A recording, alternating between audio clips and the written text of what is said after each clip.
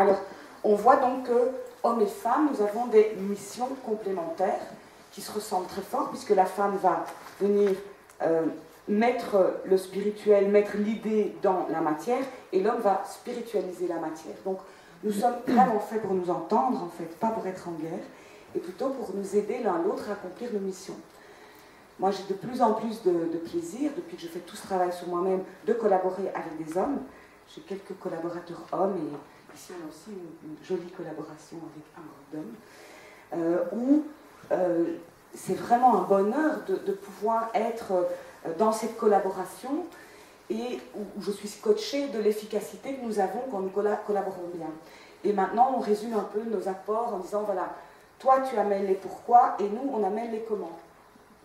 Et je trouve que c'est joli comme façon de résumer, parce que c'est quand une collaboration homme-femme se passe bien en amitié, en professionnel ou dans un couple, bien, la femme va sentir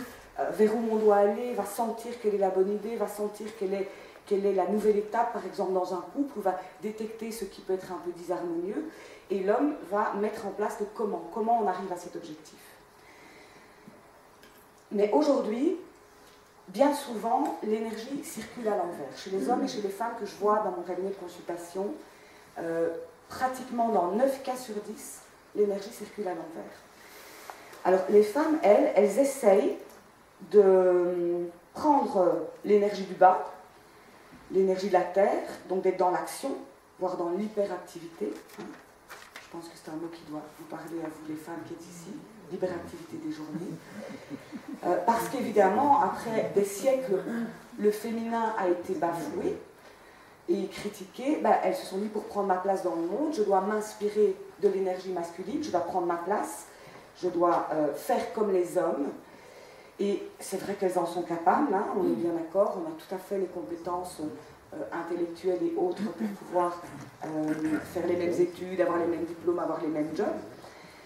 Mais au bout d'un moment, à force d'avoir l'énergie qui circule à l'envers et d'essayer de s'abreuver à une source qui n'est pas la leur,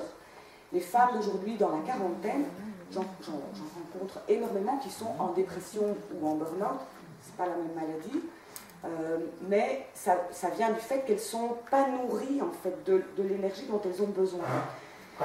Et donc c'est tout un travail pour les femmes d'aujourd'hui de pouvoir garder la place qu'elles ont dans le monde tout en n'allant pas chercher ça dans cette énergie qui n'est pas la leur, qui est l'énergie masculine, qui n'est pas la leur au départ, qui n'est pas leur énergie de base, et de pouvoir garder une place qui les satisfait dans le monde grâce à leur énergie féminine. Donc,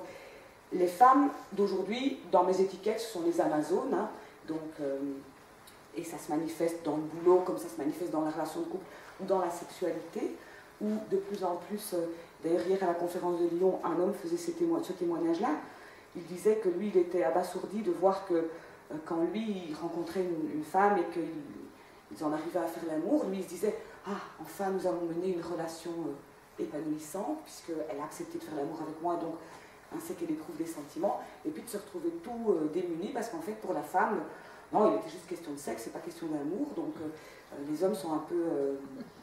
déboussolés de voir que, alors qu'eux attendent un peu d'amour, la femme dit « Non, non, t'inquiète pas, non, c'est peut-être du sexe. » Donc les femmes aujourd'hui ont tendance à croire qu'il faut être des Amazones. Alors, c'est pas une critique, hein, il y a beaucoup de souffrance là derrière, des femmes de 40 ans qui ont vécu des séparations, etc., et qui croient vraiment que si elles se comportent comme des hommes, elles vont moins souffrir. Hein, et donc, elles se disent, je ne vais pas m'attacher, je ne vais pas mettre d'émotion là-dedans. Bien souvent, elles pleurent après, hein, ça ne le fait peut-être pas devant l'homme en question, mais bien souvent, elles pleurent après parce que ce n'est pas satisfaisant pour elles non plus. Mais donc, les femmes deviennent des Amazones, des conquérantes dans le boulot, en politique et dans la sexualité.